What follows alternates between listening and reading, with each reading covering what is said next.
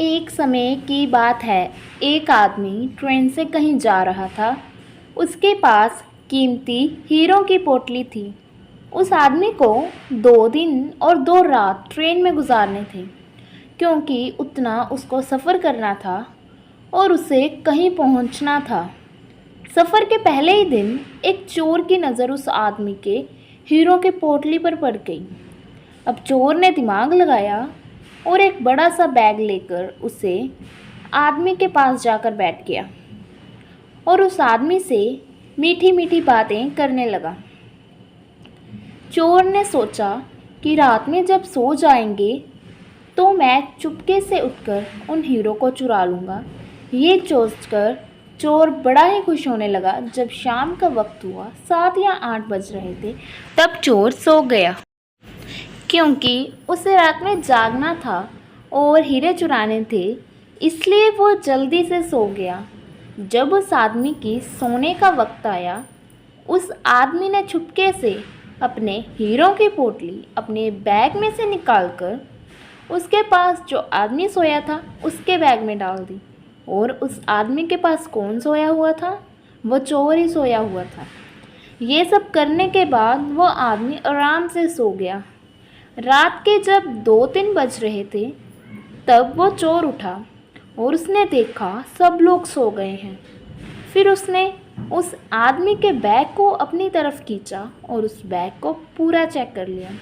उस बैग में कुछ भी नहीं मिला। वह परेशान हो गया।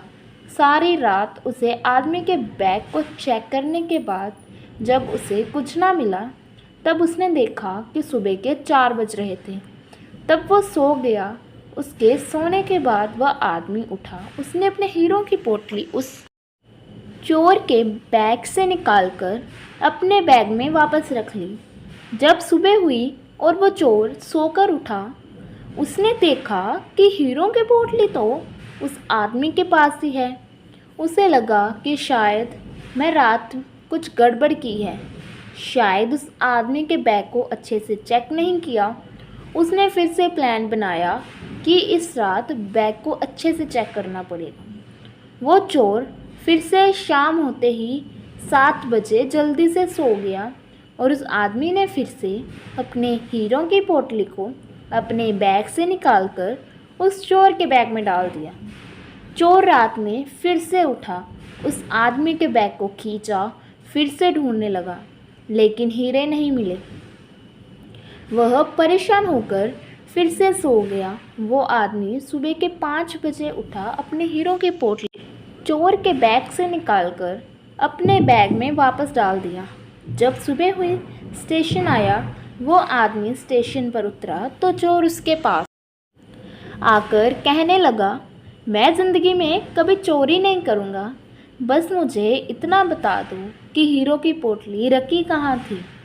उस आदमी ने कहा, अरे मूर्ख, तू अपना सुख दूसरों की तरफ ढूंढ रहा था। अगर तू खुद के अंदर जाता तो तुझे सुख ज़रूर मिलता। अगर तू अपने गिरेबान में झांकता तो तुझे पता चलता कि तू चोर नहीं, मालिक था। वो हीरो की पोटली तेरे ही पास थी। दोस्तों, इस कहानी से हमें बहुत बड़ी सीख मिलती है।